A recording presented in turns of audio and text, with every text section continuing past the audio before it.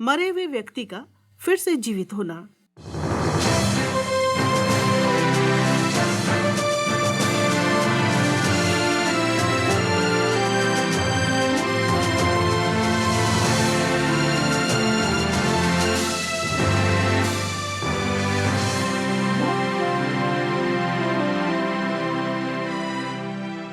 परमेश्वर का वचन कहता है, परमेश्वर ने जगत से ऐसा प्रेम किया कि उसने अपना इकलौता पुत्र दे दिया कि जो कोई उस पर विश्वास लाए वो नाश ना हो बल्कि अनंत जीवन पाए। कार्यक्रम यीशु की कहानी में आपका स्वागत है। श्रोताओ, उन दिनों जब यीशु अपनी यात्राओं के दौरान गलील प्रदेश से होते हुए अन्य जगहों पर जा रहे थे, तो एक बड़ा समूह उनकी शिक्षाओं को सुनने, उनको परखने और बड़े आश्चर्य कर्मों को देखने के लिए आया करता था। कोई भी ऐसा व्यक्ति नहीं था जो यीशु की तरह अधिकार के साथ उपदेश देता था। उन्होंने अंधों की आंखों को खोला, बहरों को सुनने की शक्ति प्रदान की, यहाँ तक कि उन लोगों को जो चल नहीं सकते थे और अपाहिज थे, उन्हें चलने की सामर्थ्य दी। वो हर व्यक्ति पर दया किया करते थे। एक दिन यीशु अपने चेलों के साथ एक नाइन नामक गांव की यात्रा कर रहे थे। उन्होंने देखा कि एक मृत को अंतिम संस्कार के लिए कब्रिस्तान ले जाया जा रहा है। तो श्रोताओ, आइए सुनते हैं इस कहानी को, जिसका शीर्षक है मरे हुए व्यक्ति को फिर से जीवित करना।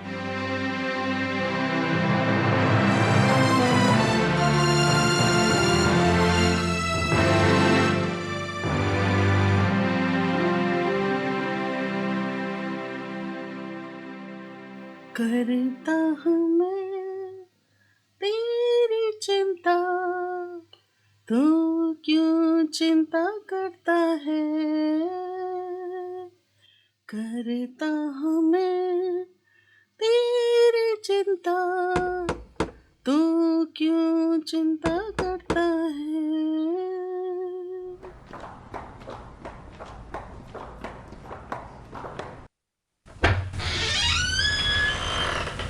अरे हे रब्बी जहरा, आप कैसे हैं? आपको यहाँ देखकर आश्चर्य हुआ। मैं ठीक ही हूँ। क्या मैं बैठ सकता हूँ? हाँ हाँ जरूर। रब्बी, आप बहुत परेशान लग रहे हैं, क्या हुआ? मेरे पास तुम्हारे लिए एक बुरी खबर है। क्या? ऐसी ऐसी क्या खबर है रब्बी? तुम्हारे पुत्र के साथ बहुत बुरा हादसा हो गया, पत्थर काटने की दुकान पर। अरे ऐसा क्या हो गया? वो ठीक तो है ना? कहीं उसे ज्यादा चोट तो नहीं लगी? हाँ, वो फिसल के गिर गया और उसे नहीं पता कि क्या हुआ। वो बच नहीं पाया। क्या?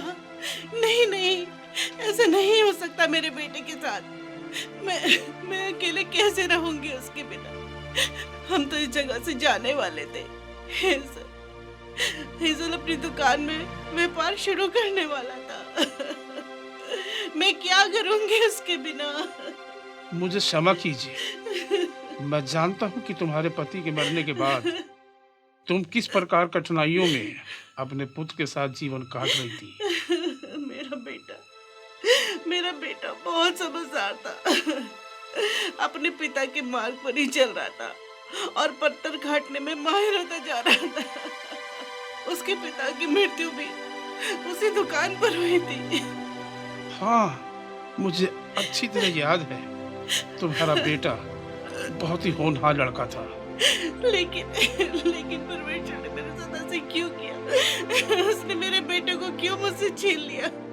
क्यों बुला लिया अपने पास? कोई बात नहीं, धीरे से रखो। मेरे पास इसका उत्तर नहीं है सारा। एक दिन परमेश्वर जरूर तुम्हें बताएगा कि ऐसा तुम्हारे जीवन में क्यों हुआ। भजन गा के शब्दों को याद करो। मैं परम प्रधान परमेश्वर को पुकारूंगा, परमेश्वर को जो मेरे लिए सब कुछ सिद्ध करता है। पर इस घड़ी में मैं क्या करूंगी? विश्वास करो, परमेश्वर तुम्हारे लिए कोई ना कोई प्रावधान जरूर निकालेगा। जब तुम अपने पके खेत को काटे और एक पुला खेत में भूल से छूट जाए तो उसे लेने को लौट जाना। वह परदेशी, अनाथ और विधवा के लिए पड़ा रहे, इसलिए कि परमेश्वर यहोवा तेरे सब कामों में तुझको आशीष दे।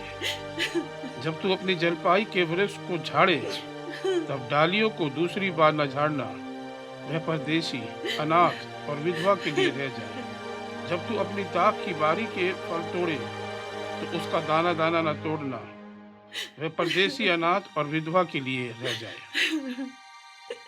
ये तो मैं जानती हूँ। मुझे परमेश्वर के प्रावधान पर पिछले 12 सालों से भरोसा है, लेकिन अब तो मुझे उसकी और भी सहायता की जरूरत है। जो कुछ मैं अपने जीवन में कर सकती थी, वो सब मैंने किया और अपने बुढ़ापे तक करती आई हूँ। हिम्मत रखो, मैं जानता हूँ कि भविष्य बहुत कठिन जान पड़ता है, लेकिन परमेश्वर सब कुछ अच्छा करेगा। पता नहीं अब मेरा भविष्य क्या रह गया है। मैं जानती हूँ कि परमेश्वर सब कुछ करने वाला है, लेकिन ये सब कुछ कैसे होगा मुझे समझ में नहीं आता।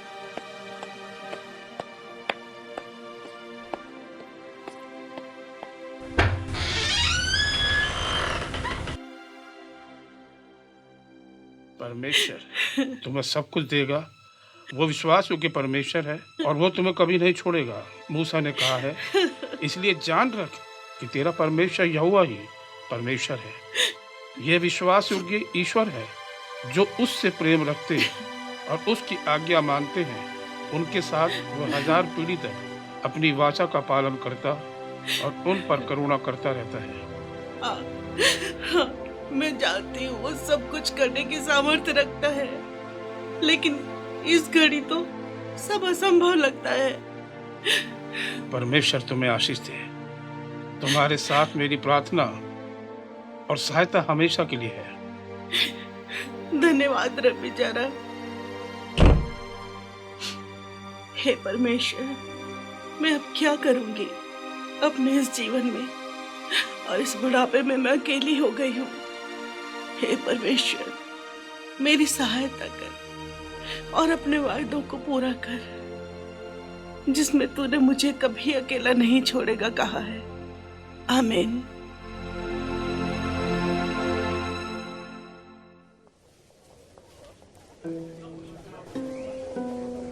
चुप हो जाओ, रुको। किसी की शव यात्रा जा रही है। आओ हम उनके दुख में शामिल हों और शोक मनाएं।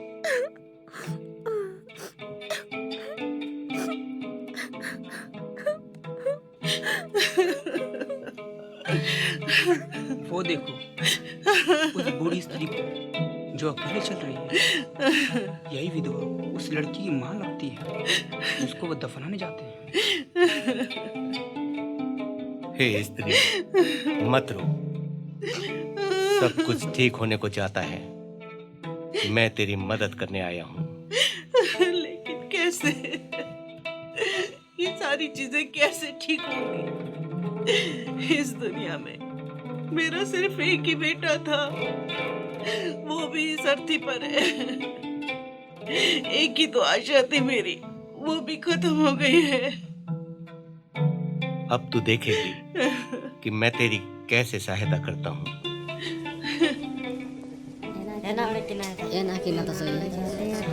हे जवान, मैं तुझसे कहता हूँ, उठ जा। अरे देखो, वो जवान उठ खड़ा हुआ। ये तो अद्भुत है। वो बातें कर रहा है। ये कैसे हो सकता है? मेरे तो ये लड़का बातें कर रहा है। ये क्या हुआ? मैं कहाँ हूँ? ये सब लोग यहाँ जमा क्यों हैं? सहरा, तेरा बेटा जीवित हो गया है और अब बिल्कुल ठीक है। अपने आंसुओं को पोंछ डाल। हाँ मेरे बेटे, ये तुम्हारी शव यात्रा है और तुम जीवित हो चुके हो। मैं कुछ समझा नहीं। हे स्वामी, मुझे भी कुछ समझ में नहीं आया कि ये सब कैसे हुआ। मेरा बेटा तो मर गया था, लेकिन अब जीवित है और स्वस्थ भी है। आपका बहुत बहुत धन्यवाद हो स्वामी। हे सारा, ये समय खुशी का और आनंद मनाने का है। जा, अपने बेटे को घर ले जा और उसको संभाल। परमेश्वर अपने लोगों की सहायता करने आया है। हाँ, ये भविष्यवक्ता ही है जो सहायता करने के लिए आया है। मेरे बेटे, चलो घर चले ताकि मैं तुमसे बातें कर सकूं। आओ, मैं उठने में तुम्हारी मदद करती हूँ।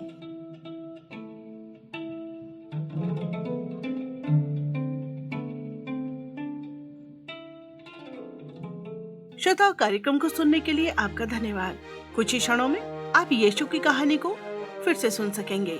श्रोताओ, सारा जो विधवा थी और पूरी तरह तबाह हो गई थी, जब उसको इस बात की खबर एक याजक से पहुंचती है कि उसके बेटे की एक दुर्घटना में मृत्यु हो गई है, वो कैसे अपनी बची हुई जिंदगी को काटेगी। जब यीशु और उनके चेले वहां से गुजर रहे थे तो उन्होंने शव यात्रा को देखा और वहां जाकर उस मृत के बक्से को छुआ और सारा का बेटा जो मर गया था जीवित हो गया। यीशु ने उसके बेटे को फिर से जीवन दिया। सारा सच में बहुत उत्साहित थी। आइए सुनते हैं आगे की कहानी, जब वो अपने बेटे को घर वापस ले जाती है।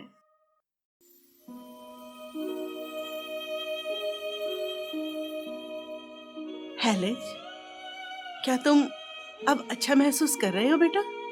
हाँ माँ, जब मेरा सिर उस पत्थर से टकराया था उसके बाद मुझे कुछ याद ही नहीं है। पता है, रब्बी जहरा मेरे पास ये खबर लेकर आए थे कि तुम्हारी एक दुर्घटना में मृत्यु हो गई है। ये खबर सुनकर मानो सब चीजें थम सी गई थी। इसके बाद हम तुम्हें दफनाने के लिए कब्रिस्तान ले जा रहे थे, लेकिन अचानक सब कुछ बदल गया। ये तो अविश्वसनीय है। तुम मर चुके थे बेटा, और फिर एक व्यक्ति ने दखल दिया और मुझसे कहा मत रो। मैंने आंसुओं के साथ कहा, मेरा जीवन अब समाप्त हो चुका है। जो शव उस अर्थी पर है वो मेरे इकलौते बेटे का है। माँ, फिर क्या हुआ? आगे बताओ, मैं पूरी कहानी सुनना चाहता हूँ। हर एक व्यक्ति सिर्फ उसकी ओर ताक रहा था, इस आशा से कि कुछ अद्भुत होने वाला है। जब वो शव ले जा रहे थे तो उस व्यक्ति को देखकर रुक गए। वो क्या दृश्य होगा जब दो समूह आपस में मिले, एक तो आनंद से भरे थे और दूसरे दुख और शोक से। जब उस व्यक्ति ने हमें देखा तो सारे लोग एकदम शांत हो गए। फिर उसने उस अर्थी को छुआ जिस पर तुम्हें रखा गया था। लेकिन क्यों? उसने अपने आप को अशुद्ध किया, एक शव को छूकर। ये देखकर सब हैरत में पड़ गए थे। ये सब तो बहुत अजीब सा जान पड़ता है। और फिर उसने कहा, हे जवान, मैं तुझसे कहता हूँ उठ जा। हाँ, ये तो मुझे याद है। मैंने उसकी आज्ञा मानी और अपने पैरों पर खड़ा हो गया। ये नहीं समझ पाया कि ये क्या हुआ था। जब तुमने बात करनी आरंभ की तो मैं जान गई कि तुम जीवित हो गए हो। जो आपने चाहा वही हो गया। वो सबसे अलग व्यक्ति है बेटा, लेकिन समझ में नहीं आता कि वो कौन है। वो जिससे भी बात करता है सब उसकी बात मानते हैं।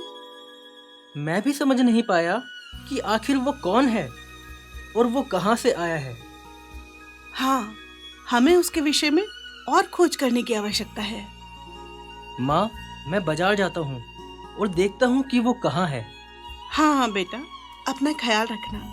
मैं फिर से तुम्हें खोना नहीं चाहती। हाँ माँ, मैं अपना ख्याल रखूंगा।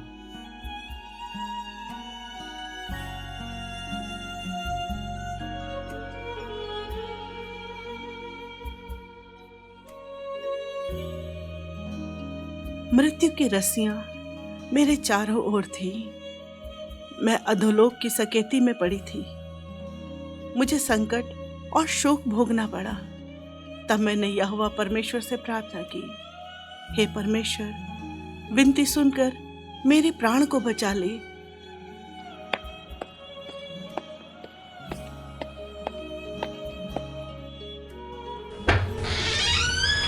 माँ, मेरे पास उसके विषय में कुछ खबर है। वो व्यक्ति यीशु है जो पेशे से बड़ाई है और नासरत का रहने वाला है। हर व्यक्ति केवल उसी के बारे में बात कर रहा है और उसके अद्भुत कार्यों की चर्चा हर जगह हो रही है। क्या ये वही है जिसके विषय में लोगों का कहना है कि वो सभी बीमारियों को ठीक कर देता है, दुष्ट आत्माओं को निकालता है और लकवे के रोगियों को फिर से ठीक कर देता है। हाँ, ये वही व्यक्ति है। रब्बी जेरा ने कहा था कि परमेश्वर भेजेगा उसे, लेकिन कौन इस बात का अनुमान लगा सकता है कि वो इस प्रकार भेजेगा? कुछ लोगों का कहना है कि वो अकस्मात हमारे मध्य में नहीं आया, बल्कि परमेश्वर ने उसे इस शहर के फाटक के भीतर भेजा है। तुम्हारे कहने का अर्थ है कि वो नाइन शहर में इसलिए आया है ताकि लोगों को जीवन दे? ऐसा ही प्रतीत होता है, क्योंकि मुझे जीवन देने के बाद वो फिर से कफरनहूम में लौट गया। परमेश्वर सच में महान है। उसने केवल तुम्हारे जीवन में ही कार्य नहीं किया, बल्कि उसने मुझे भी मेरे दुखों और अकेलेपन से छुटकारा दिया है। माँ, बाजार में बहुत से लोगों ने भी स्वीकार किया कि ये प्रतिज्ञात मसीह है, जिसको परमेश्वर ने लोगों को छुटकारा देने के लिए और परमेश्वर का राज्य स्थापित करने के लिए भेजा है। हाँ हाँ बेटा, मैं भी विश्वास करती हूँ कि वो ही प्रतिज्ञात मसीह है। परमेश्वर की महिमा हो। मैं भी विश्वास करता हूँ कि वो परमेश्वर का पुत्र है। मैं उसी के पीछे चलूंगा और उस पर विश्वास करूंगा। जो प्रार्थना हमने छुटकारे के लिए की थी, वो अद्भुत रीति से सुन ली गई है।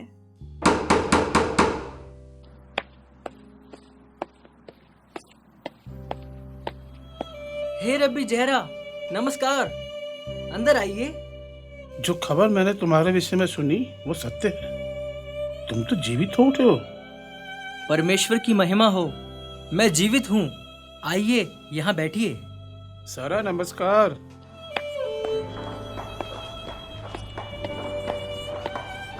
सारा नमस्कार। मैंने तुमसे कहा था कि परमेश्वर तुम्हें अवश्य संभालेगा, लेकिन मुझे ये नहीं मालूम था कि वो ऐसा अद्भुत कार्य तुम्हारे जीवन में करेगा कि तुम्हारा पुत्र जीवित हो जाएगा।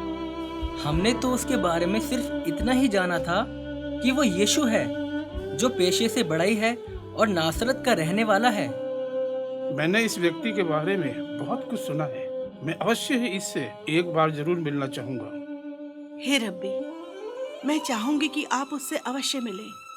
वो बड़ा दयावान और सबसे भिन्न है। मैं उससे मिल चुकी हूँ। माँ, मैंने ये भी विश्वास किया कि वो परमेश्वर का भेजा हुआ मसीह है, और हमने अपने आप को समर्पित भी किया है कि हम जीवन भर उसकी आज्ञाओं को मानेंगे। ये तो बहुत कठोर निर्णय है। क्या तुम निश्चय हो कि जो निर्णय तुमने लिया है वो सही है? हाँ हाँ, हमें अपने निर्णय पर पूरा भरोसा है। हम खुश हैं। तुम्हारा क्या विचार है हेलस? माँ, हम दोनों के विषय में ही बात कर रही है। हम इस बात से सहमत हैं, केवल परमेश्वर या उसका भविष्यद्वक्ता ही किसी के जीवन को फिर से वापस लौटा सकता है। ये तो बहुत बढ़िया बात है कि वो सच में मसीह है, लेकिन इस विषय पर मुझे और गहराई से परमेश्वर के वचन में खोजना होगा, क्योंकि कुछ रब्बी कह रहे हैं कि वो ढोंगी और झूठा है। वो निश्चय ही झूठा नहीं है। हम आपके लिए प्रार्थना करेंगे कि परमेश्वर आप पर भी सत्य को प्रकट करे। धन्यवाद। मैं जानता हूँ आप लोग ईमानदार हैं। मैं भी चाहूंगा कि मैं सत्य को जान सकूं। उस व्यक्ति के बारे में माँ आपको मुझसे ज्यादा बता सकती है। जो कुछ माँ ने बताया वो ही मैंने आपको बताया। मुझे तो अभी तक ये नहीं मालूम कि ये सब कैसे हुआ। उसने शव को छुआ और कहा, हे जवान उठ जा। और हेलज उठ खड़ा हुआ और बातें करने लगा। ये कैसे हो सकता है?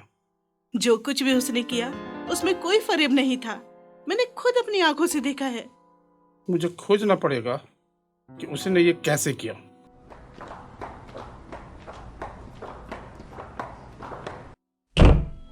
क्या ये अच्छा नहीं होगा कि रबी जैरा इस बात की खोज करे कि आखिर यीशु है कौन? हाँ मेरे बेटे, ये तो सच में अच्छा होगा।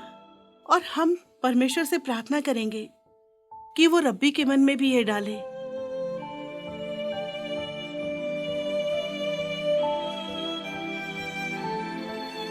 श्रोताओ, एक बूढ़ी और गरीब विधवा अपने बेटे की शव यात्रा पर थी। तभी उसकी भेंट यीशु मसीह से होती है। उस विधवा के दुख और मातम को दूर करने के लिए परमेश्वर का पुत्र उसके समीप आता है। यीशु के द्वारा उसके बेटे को फिर से जीवित किया जाता है।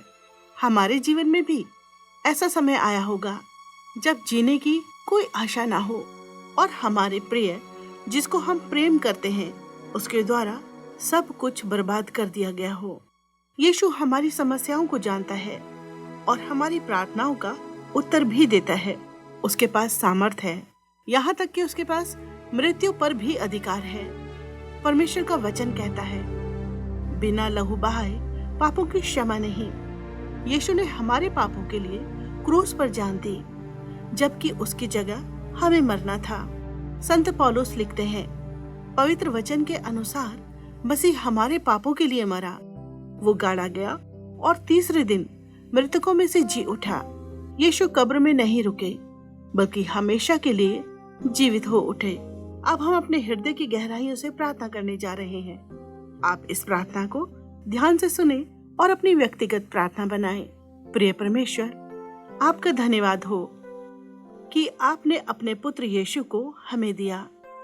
वो हमारे उद्धारकर्ता बनकर इस धरती पर आए।